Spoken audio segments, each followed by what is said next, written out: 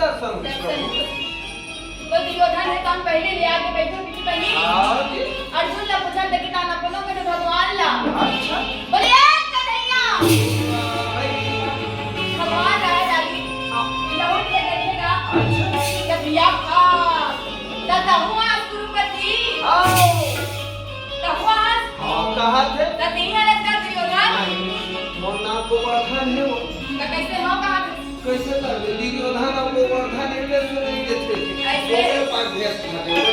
कहूं दुर्योधन ने कम नहीं है कले का कम रहो वो कदम का कब दबा भगवान के तो तहवास दुर्योधन पर में काम क्या कर बैठे हो नहीं समझ गए अब अभी आए तेरा काम क्या सर्जुन कैसा सर्जुन पूछा था अब मोड़ा करके घंटा वाले करा के बैठे दादा जी मैं बैठा तो दिखा नहीं होगा तब भैया तब भगवान का दिखा भैया दुर्योधन मोर पीछू रहा अब तब हूं आगे तक हूं ना देख कर